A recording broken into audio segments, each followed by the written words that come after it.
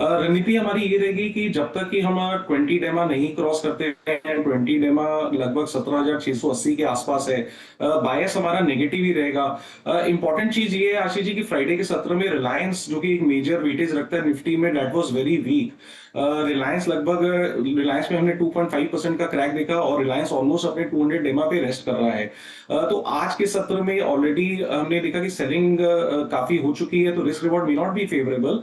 पहले 15 मिनट हमें रिलायंस को जरूर ऑब्जर्व करना चाहिए। अगर रिलायंस होल्ड करता है तो may be it will be a sideways consolidating market, लेकिन अगर रिलायंस टूटना शुरू होता है तो may be then there be extra pressure on Nifty and then we may test 17,400 17,300।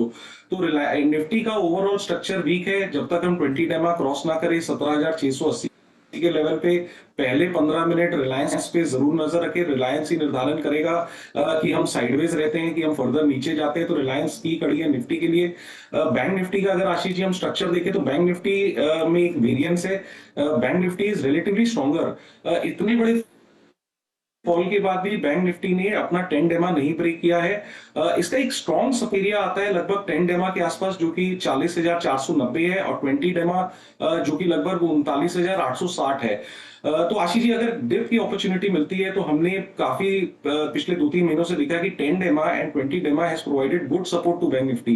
तो अगर मुझे इन दो एवरेजेस के बीच में जो कि लगभग 40,000 40,100 के लेवल में कहीं आज या कल में अगर बैंक निफ्टी में कोई अपॉर्चुनिटी मिलती है तो वहां पे मैं डेफिनेटली लॉन्ग जाना चाहूंगा। निफ्टी को एक बार अवॉइड करूंगा क्योंकि उसको एक बार थोड़ा आज की मार्केट में ऑब्जर्व करना पड़ेगा पूरे स्ट्रक्चर को। निफ्टी को ऑब्जर्व करने की जरूरत, वो 20 डीएमए के ऊपर जब तक नहीं जा रहा तब तक शायद वीकनेस परसिस्ट करेगी। और सबसे इंपॉर्टेंट, वॉच आउट करिएगा रिलायंस इंडस्ट्रीज का पहले 15 मिनट का बिहेवियर। वो डिसाइड करेगा निफ्टी की आगे की चाल, तेजी आनी है या और क्रैक होता हुआ निफ्टी नजर आएगा। जो लेवल सुझाए जा रहे हैं वो आपकी स्क्रीन पर, और निफ्टी से एक शेड बेहतर निफ्टी बैंक नजर आता है। अमित जी आ रहा हूं एक आध स्टॉक आइडिया लेने के लिए आपके पास, लेकिन पहले हर्षदा के पास चलते हैं समझने के लिए आज की। अमित जी लेट तो नहीं हो रहे, जाना तो नहीं है?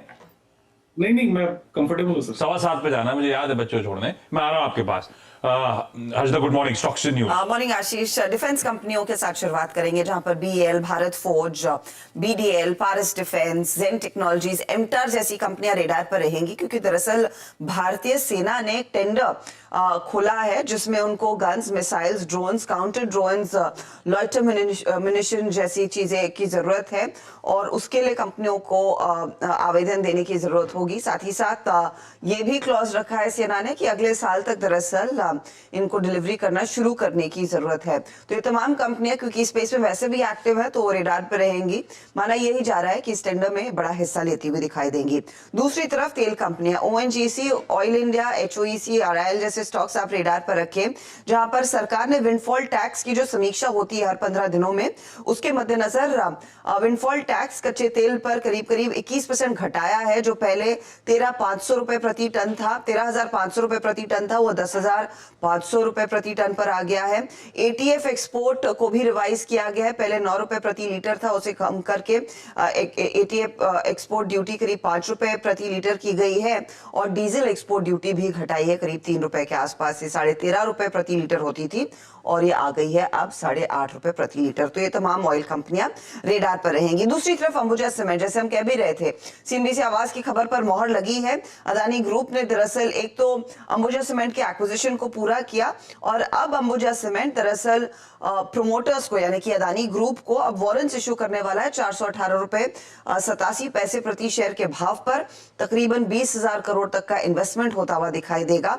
और कंपनी के मैनेजमेंट या फिर जो नए प्रोमोटर है गौतम अदानी, उन्होंने बहुत ही स्ट्रॉन्ग स्टेटमेंट सामने रखा। उन्होंने कहा है कि दरअसल 2030 तक अंबुजा सीमेंट या फिर अदानी ग्रुप का जो सीमेंट एंटिटी है वो सबसे एफिशिएंट और सबसे बड़ा मैन्युफैक्चरर बनेगा भारत में सीमेंट का। तो अब आपको अंदाजा लगाना है कि किस तरह का स्केल और कितनी अपनी कैपेसिटी इसको बढ़ाते हुए दिखाई देंगे आने वाले कुछ सालों में। टायर कंपनियों में पिछले हफ्ते धीरे धीरे करके एक्शन था। तो इसमें अपोलो टायर, जेके टायर और एमआरएफ ने दरअसल डीजीटीआर को सिफारिश की थी कि इस समय जो एंटी डंपिंग ड्यूटी है न्यू और अनयूज्ड न्यूमैटिक रेडियल टायर पर जो बस और ट्रकों में लगते हैं, उन पर एंटी डंपिंग ड्यूटी जारी रखी जाए, तो डीजीटीआर ने उसे सिफारिश सुनी है, 3 साल तक का एक्सटेंशन मिला है। ये स्टॉक्स रेडार पर रहेंगे।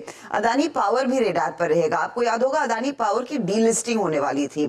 जनवरी 2021 में दरअसल ये प्रपोजल आया था, शेयर होल्डर्स ने अप्रूव भी किया, लेकिन अब इस डीलिस्टिंग ऑफर को कंपनी वापस ले रही है क्योंकि अभी तक एक्सचेंजेस की ओर से गो अहेड नहीं मिला है। तो वो एक कारण है, और साथ ही साथ उनको लग रहा है माहौल ऐसा है कि हम कंपनी को लिस्टेड ही रखना चाहते हैं। तो वो दरअसल अदानी पावर का शेयर भी रेडार पर रहेगा। वेल्सपन कॉर्प मिड कैप्स में आप ध्यान में रखिएगा, इनको यूएस से दरअसल एक लार्ज साइज का प्रोजेक्ट हाथ में लगा है। ये कार्बन कैप्चर पाइपलाइन प्रोजेक्ट है, करीब 1 लाख मिलियन टन, और ये पाइपलाइन की जो पूरी कैपेसिटी होगी करीब 1256 किलोमीटर में फैली होगी ये पाइपलाइन। उतनी पाइप्स इनको दरअसल डिलीवर करनी है, तो वो स्टॉक भी रेडार पर। ठीक है, ये सारी कंपनीज रखिएगा रडार पे। अमित जी, स्टॉक कौन सा? जी आशीष जी, एचडीएफसी लाइफ पे एक शॉर्ट कॉल है। HDFC is trading below all the moving averages, और एक अप स्लोपिंग ट्रेंड लाइन का इसमें हमने ब्रेकडाउन देखा था फ्राइडे के सत्र में। थोड़ा सा हल्का फुल्का अर्ली मॉर्निंग में अगर पुल बैक मिले तो इसमें शॉर्ट जाए। फ्यूचर्स में प्राइस 549 का है, टारगेट लगभग इसमें 535 के रहेंगे, और स्टॉप लॉस रहेगा 560 का। पुल बैक में बिकवाली करने का मन बनाइए। एचडीएफसी लाइफ कमजोर नजर आता है। Amit ji, thank you so much जुड़ने के लिए। क्विकली इस पर छोटा सा ब्रेक के उस पार आज का इवेंट्स कैलेंडर।